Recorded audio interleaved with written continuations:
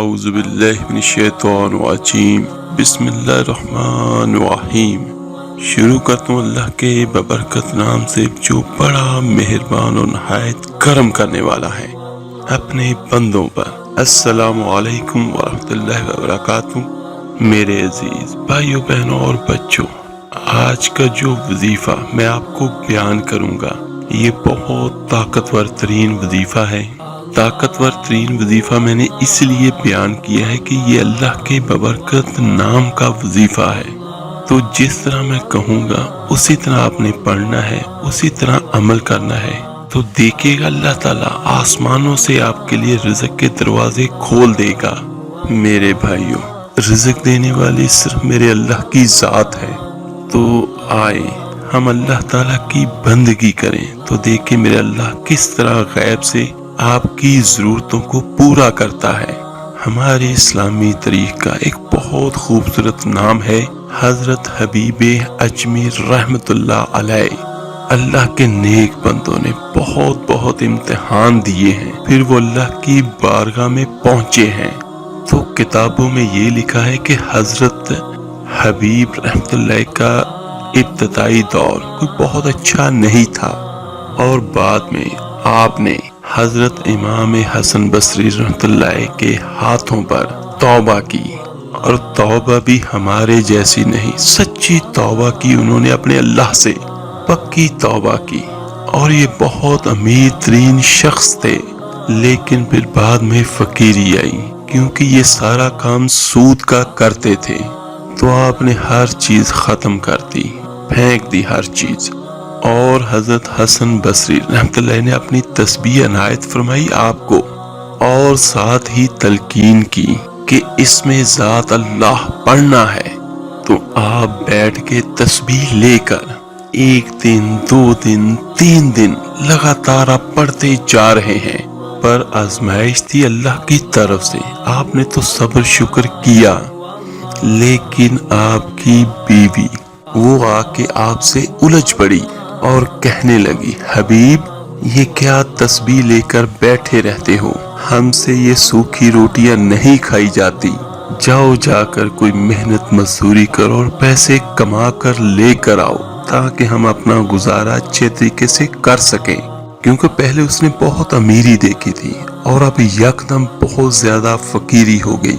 تو حضرت دنا آدمی تھے، بیوی سے بحث نہیں کی، لوٹا تسبیح مصلی اور قرآن کریم اٹھایا اور جنگل میں چلے گئے، کیونکہ صوفی لوگ تو پہلے ہی دعا کرتے ہیں، دل میں ہو یاد تیری اور گوشۂ تنہائی ہو تو خلوت میں عجب انجمن آرائی ہو۔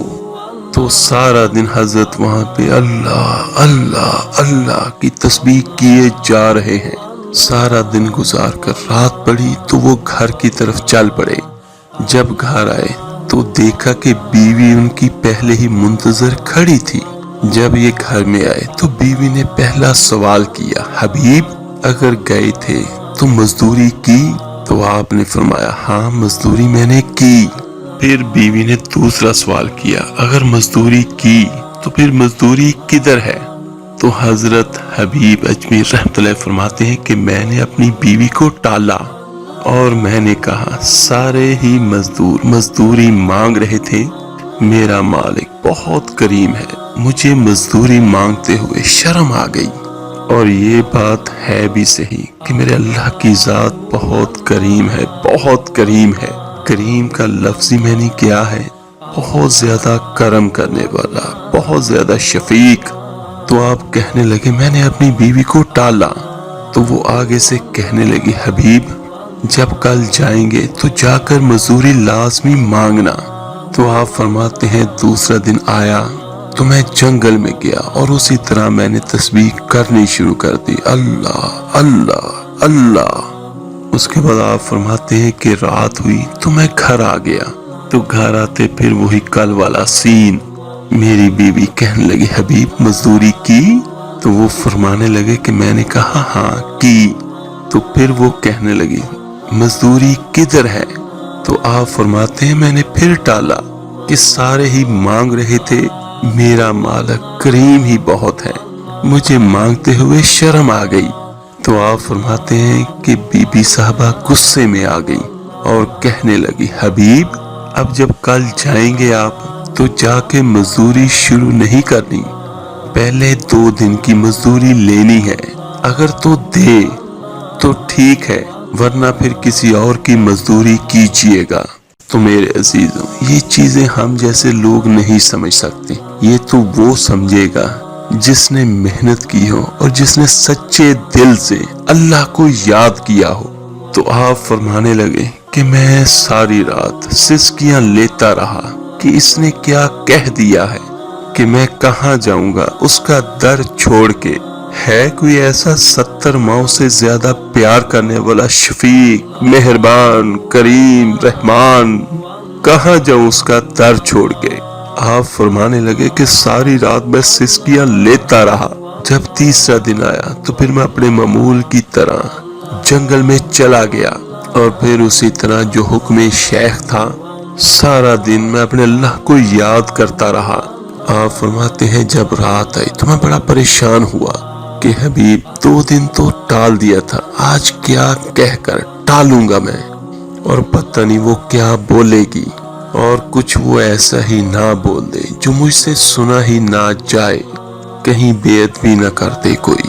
آپ فرمانے لگے کہ میں نے ارادہ کیا کہ میں باہر ہی بیٹھ جاؤں گا اور ذکر الہی کروں گا اور آدھی رات کو گھر کے اندر جاؤں گا جب وہ سو چکی ہوگی، رات تو گزاروں کل کی کل دیکھی جائے گی۔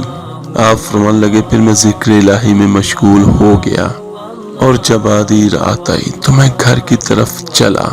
جب میں گھر کے دروازے پر پہنچا تو کیا دیکھا، رات تو آدھی تھی لیکن گھر سے دھواں اٹھ رہا تھا، کچھ پکنے کی خوشبو آ رہی تھی، اور میں حیران ہوا کہ آدھی رات کو فقیر کے گھر چولہا کیسے جلا۔ اور کہنے لگے پھر دل میں خیال آیا کہ شاید گاؤں میں کسی کو ترس آیا ہوگا اور وہ دے گیا ہوگا تو اس نے چولہے پہ چڑھا دیا ہوگا۔ آپ فرماتے ہیں کہ میں نے جا کے دروازے پر دستک دی تو اس نے دروازہ کھولا۔ آپ کہنے لگے جب دروازہ کھولا تو میں نے کیا دیکھا، وہ بہت خوش تھی اور کپڑے بھی اس نے نئے پہنے ہوئے تھے۔ میں بڑا حیران ہوا کہ یہ آ کے مجھ سے لڑی کیوں نہیں آج، اور اس نے نئے کپڑے کہاں سے لیے۔ آپ فرمانے لگے کہ سوال میں خود سے کر رہا تھا اور جواب وہ دیتی ہے، اور کہنے لگی حبیب آپ کس کی مزدوری کرتے رہے ہیں، آپ کا مالک تو واقعتاً بہت کریم ہے۔ یا ایھا الانسان ما غرک بربک الکریم، وہ کہنے لگی حبیب آپ کا مالک تو واقعی بہت کریم ہے۔ آپ نے فرمایا میں نے پوچھا کیوں کیا ہوا، وہ کہنے لگی کہ اندر آ کے خود ہی دیکھ لے۔ آپ فرماتے جب میں اندر داخل ہوا تو میں کیا دیکھتا ہوں، جو چیزیں درکار تھی وہ سب کا ڈھیر لگا ہوا تھا، سبحان اللہ۔ اور وہ کہنے لگی آپ تو مزدوری کر رہے تھے، آپ کا مالک اتنا کریم ہے، اس نے آپ کو تنگ نہیں کیا، اس نے بندے بھیجے تھے، یہ سارا کچھ وہ دے کر گئے ہیں۔ تو آپ فرماتے ہیں کہ میں رو پڑا۔ آپ فرمانے لگے جب میں رویا تو مجھے روتے دیکھ کر وہ کہنے لگی اے حبیب آپ روئے نا، خالی سامان ہی نہیں بھیجا آپ کے مالک نے بلکہ ساتھ ہی اس کا پیغام بھی آیا ہے۔ آپ فرمانے لگے میں نے پوچھا کیا پیغام آیا ہے، تو وہ کہتی ہے پیغام یہ آیا ہے حبیب تو کام میں کمی نہ آنے دینا، ہم مزدوری میں کمی نہیں آنے دیں گے۔ سبحان اللہ سبحان اللہ، ہماری بے وفائی پر بھی وہ اتنا پیار کرتے ہیں، اگر ہم با وفا ہوتے تو کیا ہوتا۔ میرے عزیزوں بھائیوں بہنوں اور بچوں، ہم اللہ تعالیٰ کے نافرمان ہیں، سیاہکار ہیں، بدکار ہیں، یہ اللہ کا احسان ہے کہ اللہ تعالیٰ پھر بھی ہمیں نہیں بھولتا، ہمیں رزق دیتا ہے۔ اگر کوئی تنگی تکلیف آ جاتی ہے تو پھر بھی صرف ایک اسی میرے اللہ کریم کا در ہے جس پہ آپ جب چاہیں جو چاہیں جتنا چاہیں مانگ لیں۔ تو یہ ایک چھوٹا سا خوبصورت سا واقعہ بتانے کا مقصد یہ تھا کہ اللہ جو چاہے کر سکتا ہے، لیکن یہ ان کے لیے ہے جو آزمائشیں جھیل سکتے ہیں۔ آپ نے یا میں نے، ہم نے اللہ کا ورد بھی کرنا ہے اور اپنی روٹی روزی بھی کرنی ہے، کمانی بھی ہے۔ تو یہ آج والا وظیفہ میں آپ کو بیان کرتا ہوں۔ یہ آج والا وظیفہ جو ہے یہ اللہ کے مبارک نام کا ہے۔ آپ نے پڑھنا کیا ہے؟ بسم اللہ الرحمن الرحیم، یا کریم یا اللہ، یا کریم یا اللہ، یا کریم یا اللہ، اے بہت زیادہ کرم کرنے والے اللہ۔ تو یہ آپ نے پڑھنا کیسے ہے؟ زیادہ بہتر یہ ہوگا اگر 1 سے 2 پڑھیں، 2 سے 4 پڑھیں۔ اگر کوئی آپ کی مشکل پریشانی بہت زیادہ ہے، رزق کی بہت زیادہ تنگی ہے، مال و دولت کی بہت زیادہ تنگی ہے، تو کوشش کیجیے کہ جیسے شوہر اور بیوی دونوں مل کے پڑھ لیں تو ان کی روحانی طاقت جو ہے وہ بہت زیادہ ہو جاتی ہے۔ یہ ان سب کے لیے ہے جو ملازمت کرتے ہیں یا اپنا کاروبار کرتے ہیں یا جو بھی کام کرتے ہیں، تو انشاءاللہ تعالی اس وظیفے کے پڑھنے سے اللہ تعالیٰ کی رحمت آپ پر بہت ہوگی انشاءاللہ۔ یہ اس کو کوشش کیجیے گا اگر بعد نماز فجر پڑھ سکیں اور اگر بچے بھی ساتھ دے سکیں یا گھر میں جو بھی افراد ہیں وہ سبھی پڑھ سکیں روزانہ۔ آپ نے نماز فجر پڑھ لی، پڑھنے کے بعد ایک جگہ پہ بیٹھ کے جہاں مرضی آپ بیٹھ جائیں، لیکن روزانہ ایک ہی جگہ اور ایک ہی ٹائم ہو۔ کوشش یہ کیجیے گا آپ نے اول آخر 11 مرتبہ درود ابراہیمی نماز والا پڑھنا ہے اور اس کے بعد آپ نے 1100 مرتبہ یہ پڑھنا ہے۔ آپ نے بسم اللہ الرحمن الرحیم، یا کریم یا اللہ، یا کریم یا اللہ، یا کریم یا اللہ۔ اور پڑھنے کے ساتھ یہ بھی آپ نے ذہن میں رکھنا ہے کہ میرے اللہ کی ذات بہت کرم کرنے والی، بہت شفیق ہے، بہت مہربان ہے۔ تو اے کرم کرنے والے اللہ، میری یہ ضرورت ہے، یہ حاجت ہے، یہ مجھے یہ چاہیے تو مجھے عطا کر۔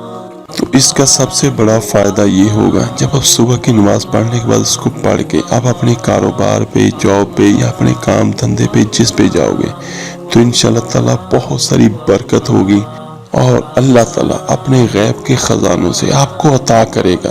میرے اللہ کے خزانے بہت بڑے ہیں اور ان میں کسی چیز کی کمی نہیں ہے۔ مجھے ایک بات یاد آتی ہے، میرا ایک کولیگ تھا سید زادے، تو وہ کہا کرتے تھے کہ اللہ تعالیٰ اگر چاہے تو آپ کے گھروں میں پڑے ہوئے برتنوں کو سونے کا کر دیں۔ بے شک اس میں کوئی شک نہیں ہے، وہ جو چاہے جب چاہے جس کو چاہے دے دے، نہ کوئی اس سے پوچھنے والا ہے نہ کوئی پوچھ سکتا ہے۔ تو اس کو آپ نے لگاتار پڑھنا ہے۔ زیادہ بہتر یہی ہوتا ہے کہ وظائف یا عملیات جو ہوتے ہیں ان کا مقصد ہی یہی ہوتا ہے ان پہ جو روحانی قوتیں ہیں وہ آپ کے کام پہ لگ جائیں۔ تو آپ نے اس کو کوشش کریں کہ 41 دن مکمل کر لیں، اور اگر اس کو آپ اپنی زندگی کا معمول بنا لیں گے تو انشاءاللہ تعالیٰ اس کا اجر اور اس کا فائدہ آپ کو دنیا میں بھی ملے گا اور آخرت میں بھی ملے گا۔ جیسے ہی آپ کا ایک دن کا وظیفہ مکمل ہوتا ہے تو اپنے لیے دعا کیجیے ہاتھ اٹھا کے اپنے اللہ سے، اور اس کے ساتھ باقی ان سب بہن بھائی بچوں کے لیے بھی دعا کر دیں جو رزق کی وجہ سے تنگی کا شکار ہے، جو مال و دولت نہ ہونے کی وجہ سے مشکلات کا شکار ہے۔ تو ہو سکتا ہے ان کی مشکل پریشانی آپ کی ایک دعا سے حل ہو جائے۔ میرے عزیزو، دعا میں وہ طاقت ہے جو تقدیر کو بدل دیتی ہے۔ چلے میرے عزیز بھائیوں اور بہنوں، اس ویڈیو کو لائک، سبسکرائب اور شیئر ضرور کیجیے گا۔ آپ کے ایک شیئر کرنے سے جو کہ اللہ کا نام، اللہ کا کلام پڑھے گا، اس کا ثواب، اس کا اجر آپ کو، مجھے، ہم سب کو ملے گا۔ اپنی دعاؤں میں مجھے یاد رکھیے گا، میں آپ کے لیے دعا کروں گا۔ ملتے ہیں جلدی انشاءاللہ تعالیٰ ایک نئے وظیفے عمل کے ساتھ۔ اپنا بہت بہت خیال رکھیے گا۔ اللہ حافظ۔